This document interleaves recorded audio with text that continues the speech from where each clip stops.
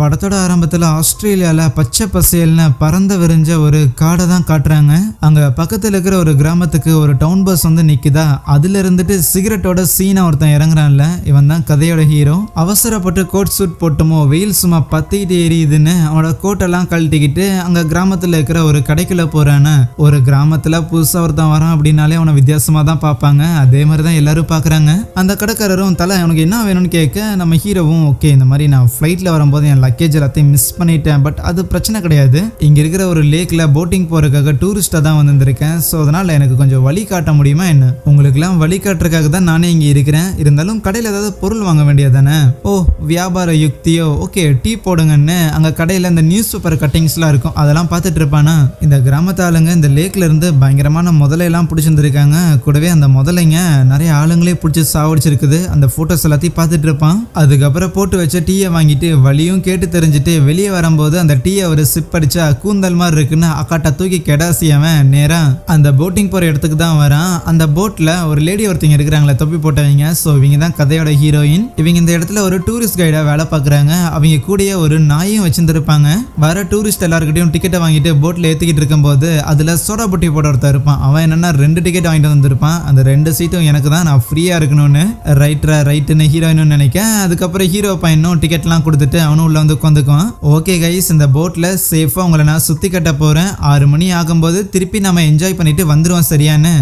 அப்படி போட்டில் போய்கிட்டு இருக்கும்போது நம்ம ஹீரோக்கு முன்னாடி ஒரு கப்புள்ஸ் ஒருத்தங்க இருக்கிறாங்க. ஸோ அவங்கள ஹஸ்பண்ட் அண்ட் ஒய்ஃப்னு வச்சுக்கலாம். அந்த ஹஸ்பண்ட் ஒரு வீடியோ கேமரா கொண்டு வந்திருப்பானா, அப்படியே ஷூட் பண்ண ஆரம்பிக்கும் போது அதுக்கு அவங்க ஒய்ஃப் இல்லை வேணாம், இங்கே எல்லாத்தையும் ரெக்கார்ட் பண்ணிட்டு மெமரியெல்லாம் வேஸ்ட் பண்ணிடாதீங்க, இன்னும் டீப்பராக போகும்போது நிறைய விஷயங்கள் இருக்குன்னு நினைக்கிறேன், நம்ம பொண்ணுக்கு இதெல்லாம் போட்டு காட்டலான்னு சொல்லிட்டு இருப்பாங்க. அப்போ அந்த போட்டில் குண்டா குவென் அப்படின்னு ஒரு லேடி இருப்பாங்களா, அவங்க அப்படியே ஜாலியாக சிகரெட் அடிச்சுட்டு இருக்கேன். அந்த ஒய்ஃப் தான் கூப்பிட்டு, தலைவி நீங்க சிகார் அடிக்கிறது பிரச்சனை இல்லை, பட் எங்களுக்கு அதை ஒத்துக்காதுன்னு சொல்லும்போது, ஓ அப்படியா என்ன மன்னிச்சிடுங்கன்னு அவன் நேரம் எந்திரிச்சு நம்ம ஹீரோயின் பக்கத்துல போய் உட்காந்து ஊதிக்கிட்டு இருக்கிறாள். அதே போட்ல நல்லா டால் அடிக்கிற மாதிரி மஞ்சள் சொக்கா போட்டுருந்துருக்கான்ல, அவன் பேர் ஆலன். அவன் அவனோட ஒய்ஃபையும் பொண்ணையும் கூட்டு வந்திருக்கானா. அப்படியே அவங்க 2 பேரையும் போட்டோ எடுக்கலான்னு பார்க்க, அப்ப அவங்களுக்கு பின்னாடி வந்திருக்க ஒருத்தன், தலை நான் அந்த மாதிரி ஒரு போட்டோகிராஃபர், உங்களுக்கு ஆட்சி பண்ண இல்லைன்னா நான் வேணா உங்களை ஃபேமிலியா போட்டோ எடுக்கிட்டான்னு சொல்லி அவங்களோட கேமராவே வாங்கிட்டு அவங்களுக்கு போட்டோல எடுத்து கொடுத்துட்டு இருப்பானா.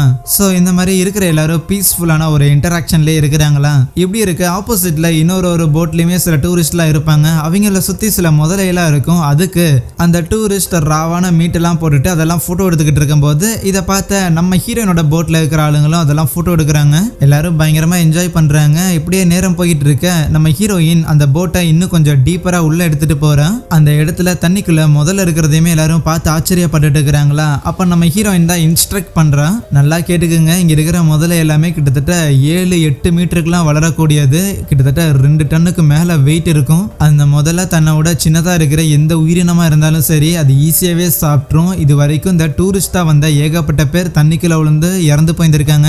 இருந்தாலும் இது எதையுமே உங்களை பயமுறுத்துறதுக்காக நான் ஒன்றும் சொல்லல, நம்ம போட்ல இருக்கிற வரைக்கும் நம்ம எல்லாரும் சேஃப் தான் அப்படின்னு விஷயங்கள்லாம் எக்ஸ்பிளைன் பண்ணிட்டு இருக்கும் போது அந்த போட்டோகிராஃபரும் அதெல்லாம் போட்டோ பிடிச்சிட்டு இருப்பானா. அப்ப அந்த சிகார் பிடிச்ச அந்த குவென்னுங்கிற அந்த குண்டுலேடி இருக்கிறாங்கல்ல, அவங்க நம்ம ஹீரோயினோட நாய்க்கு அப்படியே சாப்பாடுலாம் கொடுக்கும்போது இதாண்டா சான்ஸ்னு நம்ம ஹீரோவும் வந்துட்டு அப்படியே ஹீரோயின் பக்கத்துல உட்காந்து, ஆக்சுவலி நான் அந்த மாதிரி மேகசின் கம்பெனிலாம் வேலை பார்த்துட்டு இருக்கிறேன், டூரிசம் ரிலேட்டடா ஒரு ஆர்டிகல் பப்ளிஷ் பண்றதுக்காக தான், அதை எழுதுறதுக்காக தான் இங்க நான் வந்திருக்கேனே சொல்லுவானா.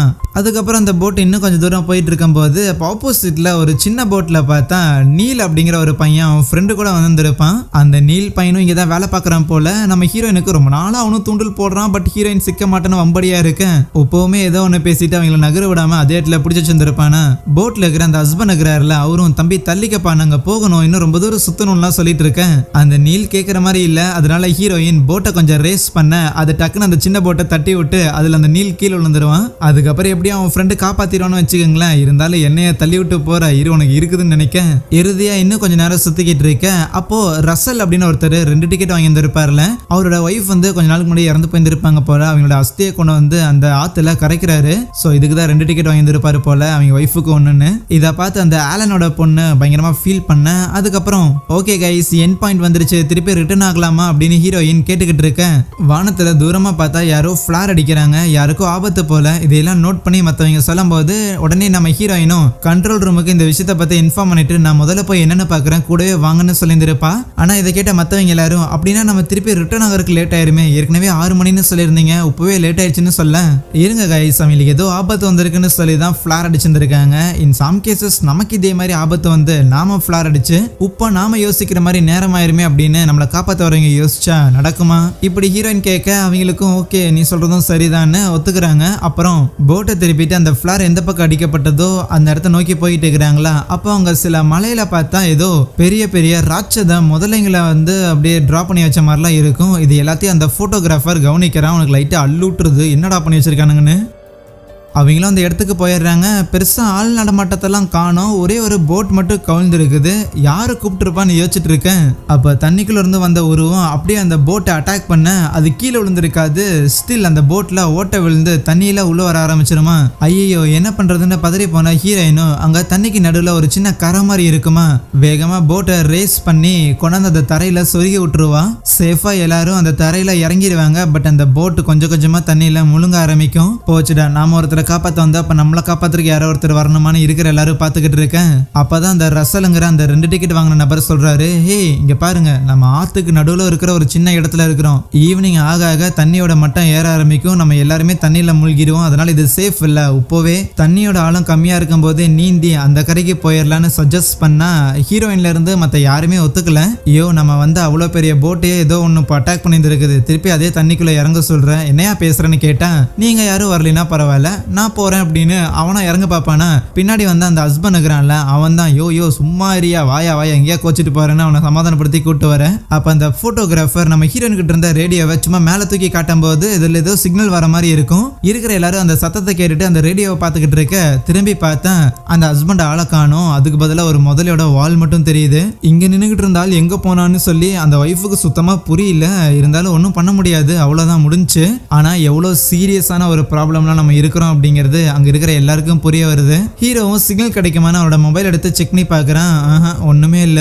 அதுக்கப்புறம் ஹீரோயின் அந்த போட்ல ஏறிட்டு ஏதாவது கிடைக்குமான்னு தேடிக்கிட்டு இருக்க பின்னாடி வந்த ஹீரோவும் மேடம் ஒரு சின்ன கேள்வி, இந்த தர தண்ணிக்குள்ள முழுகுன்னு சொல்லியிருந்தாங்களே அதுக்கு எவ்வளவு நேரம் ஆகும்னு கேட்டுட்டு இருக்கேன். ஐயோ அதெல்லாம் தெரியாதியா, நானே இங்க வச்சிருந்த எமர்ஜென்சி ஃபிளார் எங்கன்னு தெரியாம தேடிக்கிட்டு இருக்கிறாங்க போதுதான் அந்த முதல்ல இவங்களை இடிச்சிருந்துருக்கும்ல. சோ அப்பவே அது வந்து தண்ணியில விழுந்திருக்கும். ஐயோ அங்க இருக்கேன்னு பார்த்துட்டு இருக்கேன். அப்ப கரெக்டா அந்த வழியா அந்த நீலும் அவனோட ஃப்ரெண்டும் இருக்கிறாங்கல்ல அவங்க அந்த போட்டை எடுத்துக்கிட்டு வருவானுங்க. அவனுங்க கிட்ட டே நில்றா அப்படின்னு சொல்லி ஹெல்ப் கேட்கும்போது அவங்க எல்லாம் என்ன பிரச்சனையில மாட்டிருக்காங்கன்னே தெரியாம ஹே மாட்டினியா என்ன தண்ணியில தள்ளி விட்டீல, இப்ப நீங்க தண்ணியில விழுங்க அப்படின்னு கலாய்ச்சிட்டு இருப்பான். அப்ப அவங்களோட போட்டையும் அந்த முதல்ல தட்டி விட்டு அது டாப்புல ஆகுது. தண்ணிக்குள்ள விழுந்தவனும் வேகமா நீச்சல் அடிச்சு அந்த கரைக்கு வந்துடுறான் அந்த நீல் பையன். இருந்தாலும் அவன் ஃப்ரெண்டு திருப்பி வராத பார்த்துட்டு ரைட் முடிஞ்சான்னு புரிஞ்சிருச்சு. நேரம் போக போக அப்படியே நைட் ஆக ஆரம்பிச்சிருச்சு. அந்த ரசல் சொன்ன மாதிரியே தண்ணியோட மட்டமும் ஏற ஆரம்பிக்க நம்ம ஹீரோயினும் அவகிட்ட இருக்கிற பொருட்கள்லாம் வச்சுட்டு குளிரக்கூடாதுன்னு அந்த இடத்துல தீ மூட்டி வைக்கிறாள். அப்ப அந்த போட்டோகிராஃபர் இருக்கிறான்ல அவன் தண்ணியில மறந்துட்டு இருக்கிற அந்த பொருட்கள் எல்லாத்தையும் ஒரு பெரிய குச்சியை வச்சு தரைக்கு இழுத்துக்கிட்டு இருப்பானா. அப்படி இழுக்கும் போது அதுல ஏதோ 2 வாத்து மாதிரியும் கூடவே பீர் பாட்டில்லாம் இருக்கும், அதெல்லாம் எடுத்து வச்சுக்கிறான். இதே இடத்துல சும்மா இருந்தாலும் டைம் வேஸ்ட் பண்ணிட்டு இருக்க முடியாது, நம்ம உயிரை காப்பாத்துறதுக்காக நம்ம தான் வேற ஏதாவது வேலை பார்த்தாகணும்னு இருக்கிற எல்லாரும் சீரியஸா டிஸ்கஸ் பண்ணிட்டு இருக்க.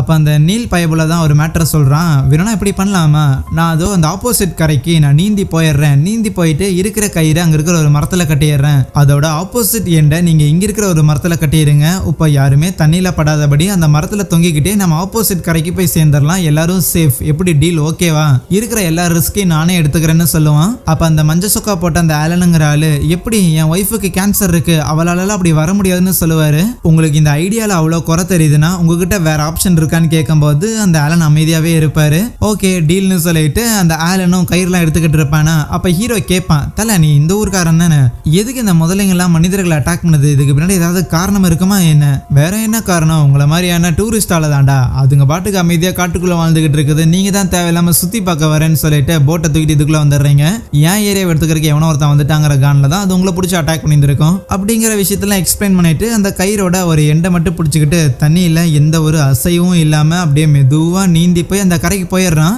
சக்சஸ்ஃபுல்லா போனவனுமே அந்த ஒரு கயிறை அங்க இருக்கிற ஒரு மரத்துல கட்டி விட இங்க ஆப்போசிட்ல இவங்களும் கட்டிடுறாங்க. ஓகே கன்யூஸா வர படம் ஆரம்பிக்கிறாங்க போது முதல்ல அந்த ஒய்ஃப் ஒருத்தங்க இருந்தாங்களா, அந்த ஹஸ்பண்ட் இறந்து போனவனோட ஒய்ஃப், அவங்க தான் அந்த கயிறுல மெதுவா போக ஆரம்பிக்கிறாங்களா. ஆனா பாதி தூரம் வந்ததுக்கு அப்புறம் அவங்களுக்கு போறதுக்கு பயம் வந்துருது. அதுக்கு மேல அவங்களால நகரவே முடியல. கமான் உங்களால முடியும்னு மத்தவங்கள மோட்டிவேட் பண்ணிக்கிட்டு இருந்தா அப்ப அந்த மஞ்சள் சொக்கா போட்ட ஆலனுங்கிறவன் இப்படியே அமைதியா இருந்தா வேலைக்கு ஆகாது, நம்ம குடும்பத்தை முதல்ல காப்பாத்தணும்னு அவனோட பொண்ணை பிடிச்சு வேகமா கயிறுல ஏறுமான்னு அவசரப்படுத்திக்கிட்டு இருக்க, ஐயோ பொறுமையா ஏரியா எல்லாரும் தனித்தனியா போகணும்னு சொல்லிட்டு இருந்தாலும் அவன் கேட்கற மாதிரி இல்ல. அவன் பொண்ணு அனுப்பி விட்டுட்டு பின்னாடியே அவனும் அந்த கயிறுல போயிட்டு இருப்பானா. அந்த கயிறு கொஞ்சம் லூஸ் ஆகுற மாதிரி இருக்கும். அந்த நீல் பையனும் டே தனித்தனியா வாங்கடான்னு கத்துக்கிட்டு இருந்தா அப்ப அவனுக்கு பின்னாடி ஏதோ ஒரு சத்தம் கேட்குமா. மெதுவா திரும்பினா அப்படியே அந்த முதல்ல வந்துட்டு அவனை கச்சு தண்ணிக்குள்ள இழுத்துட்டு போயிடும். இதை பார்த்து எல்லாரும் ஃபீல் பண்றாங்க. ஆப்போசிட்ல இருந்த அந்த மரம் பழைய மரம் போல 3 பேரோட வெயிட் 200 கிலோவுக்கு மேல வரும். அந்த மரம் தாங்காம அதே இடத்துல சாஞ்சு விழுக 3 பேர் தண்ணிக்குள்ள விழுந்துடுறாங்க. ஆனா எப்படியும் அந்த முதல்ல ஏற்கனவே நீல பிடிச்சிட்டு போனங்காட்டி தப்பிச்சு இவங்க 3 பேர் கரைக்கு வந்துடுறாங்களா. அப்போட நமக்கு எதுவும் ஆகலன்னு அந்த ஆலன் பெருமூச்சு விடும்போது அப்படியே பின்னாடி வந்து அந்த முதல்ல அந்த ஆலனை தூக்கிட்டு போயிடும். இதை பார்த்து அந்த ஆலனோட ஒய்ஃபும் பொண்ணும் பயங்கரமா ஃபீல் பண்றாங்களா. இப்பதான் அவங்க எல்லாருமே அந்த முதலையோட வாயை தெளிவா பார்த்துருந்துருக்காங்க. அள்ளு விட்டுறது எல்லாருக்கும். இப்ப சும்மா இருக்கிறத தவிர இவங்களால வேற எதையும் பண்ண முடியாது. ஆனா அதே நேரத்துல தண்ணியோட மட்டமும் ஏறிட்டே இருக்கேன். ஓரமா ஹீரோ கூட பேசிக்கிட்டு இருந்தா ஹீரோயின் கொஞ்ச நேரத்துல அப்படியே ஃபீல் பண்ணி அளவே ஆரம்பிச்சிருவாங்க. நான் எவ்வளவு வருஷமா இந்த இடத்துல ஒரு டூரிஸ்ட் கைடா இருந்திருக்கேன் தெரியுமா. என் சர்வீஸ்ல இந்த மாதிரியான ஒரு விஷயம் நடந்ததே கிடையாது. நான் யாருக்கும் இந்த அளவுக்கு ஆபத்து வர அளவுக்கு நான் விட்டதே இல்லைன்னு அவ புலம்பிக்கிட்டு இருக்கேன். பரவாயில்ல நீ என்ன வேணும்னா பண்ண, இது எதிர்பார்க்காத மாதிரி நடந்துச்சுன்னு ஹீரோவும் சமாதானப்படுத்துவான். அதுக்கப்புறம் சரி இந்த மாதிரி அந்த போட்ல ஒரு ஃபர்ஸ்ட் எய்ட் கிட் மட்டும் இருக்கும், அதை மட்டும் போய் எடுத்துட்டு வா, யாருக்காவது அடிபட்டுச்சுன்னா அது தேவைப்படும்லன்னு சொல்லும்போது சரின்ட்டு நம்ம ஹீரோவும் அது எடுக்கிறதுக்காக போட்ல ஏறுவானா. அப்படி போனவன் அந்த போட்டை ஸ்டாப் பண்றதுக்காக ஆங்கர் மாதிரி ஒரு விஷயம் இருக்கும்ல, அதை பார்த்ததுக்கு அப்புறம் உனக்கு ஒரு ஐடியா ஸ்ட்ரைக் ஆகுது. நேரா போய் மற்ற எல்லாருக்கிட்டையும் இங்க பாருங்க எங்கிட்ட ஒரு பிளான் இருக்கு, அந்த முதலை கிட்ட இருந்து தப்பிக்கிறதுக்கு பதிலாக அந்த முதலையை நம்ம பிடிக்கிறதுக்காக ட்ரை பண்ணுவோம். ஏன்னா இந்த ஒரு ஆங்கர் இருக்குல்ல, அந்த முதல்ல சாப்பிட்ற மாதிரி இதுல ஏதாவது பொரிய செட் பண்ணி தண்ணியில தூக்கி போட்டோம்னா அந்த முதல்ல இதை வந்து சாப்பிடும். அப்படியே அதோட வாயில மாட்டிக்கும். இதே இடத்துல ட்ராப் ஆயிரும். இந்த கேப்ல நம்ம தண்ணியில கடந்து ஆப்போசிட் சைட்ல போயிடலாம். எப்படி டீல் ஓகேவான்னு சொல்ல இதை பண்ணலாமா வேணாமான்னு சஜஷன் கொடுக்குற நிலைமையில கூட யாருமே கிடையாது.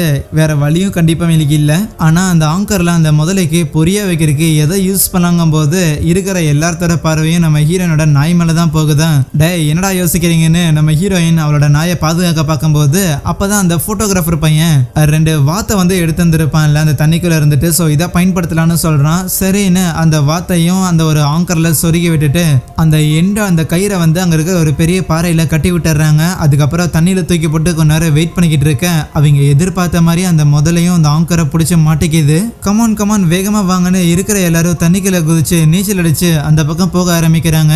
ஆனா அந்த முதல்ல பயங்கர ஸ்ட்ராங்கா இருக்கும் போல அந்த கல்லையே கிட்டத்தட்ட பேத்து இழுத்துருக்கும். நம்ம ஹீரோ தான் போய் நின்னுக்கிட்டு இல்ல கயிறு அந்தரக்கூடாதுன்னு சொல்லி அதையும் பிடிச்சி இழுத்து நின்னுக்கிட்டு இருப்பானா. எல்லாரும் ஆல்மோஸ்ட் அந்த கரைக்கு போயிட்டாங்க. ஃபைனலா நம்ம ஹீரோயினும் இப்பதான் சட்டையெல்லாம் தூக்கி போட்டு வேகமா நீச்சல் அடிக்கணும்னு அந்த தண்ணிக்குள்ள போயிட்டு இருக்கேன். அந்த கயிறு ஆடுறத நின்னுரும். என்னன்னு பார்த்தா அந்த முதல்ல அந்த ஆங்கர்ல இருந்து அதோட வாயை எடுத்து வந்திருக்கும். ஐயோன்னு பதறி போன ஹீரோவும் சீக்கிரமா நீச்சல் அடிச்சு அந்த கரைக்கு போ, முதல்ல உன்ன நோக்கி தான் வருதுன்னு கத்துவானா. ஆனா அவ அங்க டூரிஸ்ட் எல்லாம் பார்த்துட்டு கரையோர நின்னுகிட்டு இருக்காதீங்க வேகமா உள்ள போங்க அப்படின்னு கடைசி நேரத்துல கூட அவ உயிரை பத்தி கவலைப்படாம இருக்கேன். கவலைப்படல. அதனால அந்த முதலே வந்து அவளை ஒரே கவ்வா கவிட்டு போயிடுது. உள்ள குதிச்சு நம்ம ஹீரோவுமே காப்பாத்தணும்னு முயற்சி பண்றான். பட் அது எங்க போச்சுன்னு அவனுக்கு தெரியல. ஹீரோயினை காப்பாற்ற முடியலங்கிற விரக்தியில அவனும் அப்படியே அந்த ஆப்போசிட் கரைக்கு வந்துடுறானா. அப்ப ஹீரோனோட லைட் இருக்குல்ல அது மட்டும் தண்ணிக்குள்ள இருந்து மேல வருது. மொத்தமா முடிஞ்சிட்டா அப்படிங்கிற விஷயம் எனக்கு புரிஞ்சிருச்சு. சரி போகட்டும் அப்படின்ட்டு டேய் கூட வந்தவங்களா எங்கடா போனீங்க அப்படின்னு காட்டுக்குள்ள கத்திக்கிட்டே வந்துகிட்டு இருக்க ஒரு மூச்சு சத்தம் கூட காணும். ஹீரோனோட நாயுமே ஹீரோ கூட தான் இருக்குமா. அது டக்குன்னு ஏதோ ஒன்று சென்ஸ் பண்ணிட்டு வேகமா காட்டுக்குள்ள ஓட ஆரம்பிக்க இதை என்னாலலாம் சேஸ் பண்ண முடியாதுப்பா எங்கேயோ போய்க்குன்னு பயங்கர டயர்டா இருந்த நம்ம ஹீரோ அங்க இருக்கிற ஒரு மரத்துல போய் அப்படியே சாஞ்சு உட்காந்துட்டு இருப்பானா. கொஞ்ச நேரம் போக ஆரம்பிக்கும். அப்ப அந்த நாய் எதையோ பார்த்து குலைக்க ஆரம்பிக்க அந்த சத்தம் கேட்ட நம்ம ஹீரோவும் என்ன நாய் திரும்பி வந்துருச்சான்னு அந்த குலைக்கிற திசை நோக்கியே போறான். அந்த இடத்துல ஒரு பெரிய மரம் இருக்குது. அதுக்கு கீழே ஏதோ ஒரு குகை மாதிரி இருக்க. இவனும் கொஞ்சம் உள்ள போறான். டக்குன்னு ஸ்லிப் ஆகி கீழே விழுந்தவன் அங்க இருக்கிறதெல்லாம் பார்த்து பயந்துடுறான். ஏன்னா அது எல்லாமே செதஞ்சு போன உடல் பாகங்களா இருக்கும். அங்கதான் அந்த முதல்ல வேட்டையாடின மனிதர்கள் எல்லாத்தையும் கொண்டாந்து சாப்பிட்டு அதுக்கப்புறம் கக்கிக்கிட்டு இருக்கும் போல. இன்னும் அந்த குகைக்குள்ள அந்த நாய் குலைக்கிற மாதிரி சத்தம் கேட்க இவனும் போய் பார்ப்பானா. அந்த நாய் அங்கதான் நின்னுகிட்டு இருக்கும். இங்க என்னடா வந்திருக்க சீக்கிரவா போகலாம் அப்படின்னு கூப்பிடும் போது சைட்ல பார்த்தா நம்ம ஹீரோனோட பாடி கிடக்குமா. அதான் இறந்து போயிட்டான் விட்டுட்டாங்களா எனக்கும் வருத்தமா தான் இருக்குன்னு நினைப்பான். அப்பதான் ஹீரோயினோட மூச்சு இருக்கிறத கவனிக்கிறான். பல்ஸ் இருக்குது டோயின்னு சந்தோஷத்துல நம்ம ஹீரோவும் அப்படியே ஹீரோயினை தூக்கிக்கிட்டு அங்கிருந்து போகலான்னு பார்க்கும்போது வேகமா எதையோ சென்ஸ் பண்ணிட்டு அந்த குகையோட என்ட்ரன்ஸை நோக்கி ஓட ஆரம்பிக்குதா. ஓகே, அந்த நாயை நாமளும் ஃபாலோ பண்ணி போகலான்னு போனா அந்த நாய் பயங்கரமா கத்துற மாதிரி சத்தம் கேட்டு அந்த சத்தம் அப்படியே அமைதியாக ரைட்டு அந்த முதல்ல வந்துருச்சுடான்னு புரிஞ்சுக்கிட்ட ஹீரோவும் அப்படியே நம்ம ஹீரோயினோட பாடியை ஒரு இடத்துல மறைய வச்சுட்டு அவனும் அங்க இருக்கிற விழுதுகளுக்கு நடுவுல போய் மறைஞ்சு உட்காந்துக்கிறானா. அந்த முதலையும் வருது, அந்த இறந்து போன அந்த நாயை சாப்பிட்டுக்கிட்டே தான் வருது. வந்து அந்த முதலையும் அப்படியே சின்னதா ஒரு தூக்கத்தை போட ஆரம்பிக்க.